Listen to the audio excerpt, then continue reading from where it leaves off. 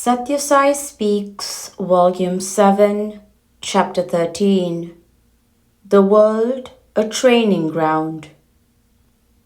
Whenever there is a languishing of dharma or righteousness and an upheaval of unrighteousness, I create myself, for it is part of my primal resolution or sankalpa to protect the spiritual structure of the universe.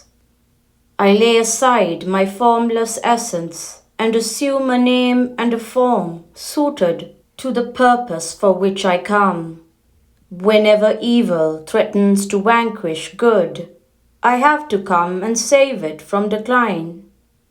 The Lord does not insist on all men following one path and accepting one discipline. There are many doors to his mansion.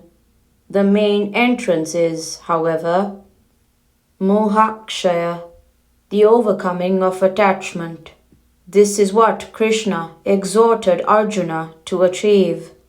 Arjuna lost heart and allowed the bow to slip from his hand because he was overwhelmed by a deluding type of attachment. Krishna had to demonstrate to him that the kinsmen whom he dreaded to kill, the teachers whom he wished to live, those whom he loved and hated, all were but instruments of his will, puppets pulled by his hand. This destroyed his attachment, and he resumed his task without any attachment to the consequences. That made him the recipient of the greatest lesson in history. This lesson is valuable for the theist as well as the atheist, for both have attachment to the consequences of their tasks and attachment which will color their eagerness and double the distress when disappointed. Mohakshaya is necessary for both astikas, theists, as well as nastikas, atheists, in order to secure lasting joy.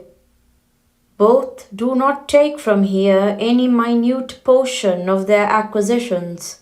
Both can earn the gratitude of men only by sacrifice and love. The individual is but a spark of the universal. Mahmud of Ghazni, who amassed vast heaps of treasure by his campaigns against India, died of fever. He directed his vizier to carry his corpse to the burial ground with both his palms uplifted for all to see that the emperor, who had accumulated fabulous wealth, was going to the other world with empty hands.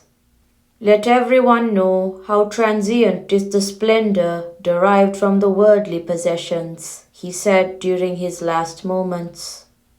When the tree of life sends its roots into the Atmic reality, the unchanging, eternal, universal, immanent entity, of which the individual is but a spark, it will flourish grandly, yielding fragrant blossoms of loving service, sweet fruits giving nourishment and joy to all, the sweetness of virtue rendering every bite and chew delightful. This does not mean that you have to renounce hearth and home and flee to the forest. There is no guarantee that the hearth and home will not follow you into the silence and solitude of the forest. For if your mind clings to the worldly desires, you cannot escape them by simply putting some distance between you and them. You may be in the jungle, but your mind may wander in the marketplace. Similarly, you may be in the marketplace, but by sadhana you can still secure a patch of peace in the heart in the midst of the busiest thoroughfare. The mind can build a silent refuge or tie you up into complex knots.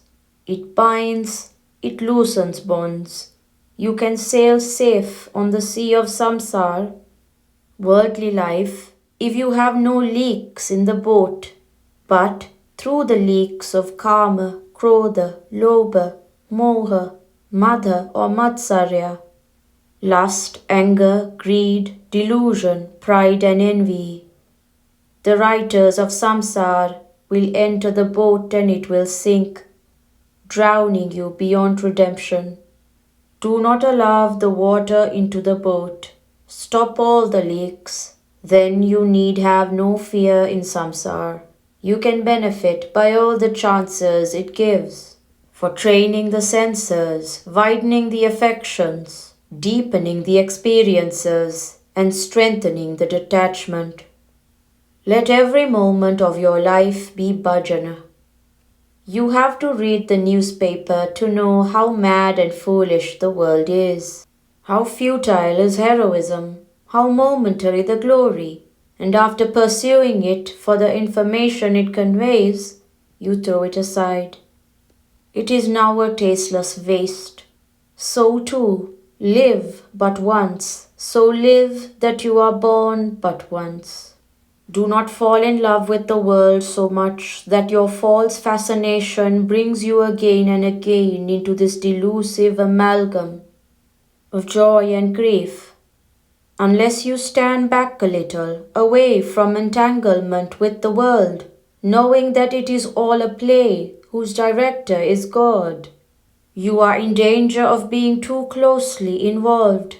Use the world as a training ground for sacrifice, service, expansion of the heart, cleansing of the emotions. That is the only value it has. When you sing bhajans, dwell also on the meaning of the songs and the message of each name and form of God. Rama, the name should evoke in you the dharma he embodied and demonstrated. Radha, the name should evoke in you supramental, superworldly love she had as the greatest of the gopis.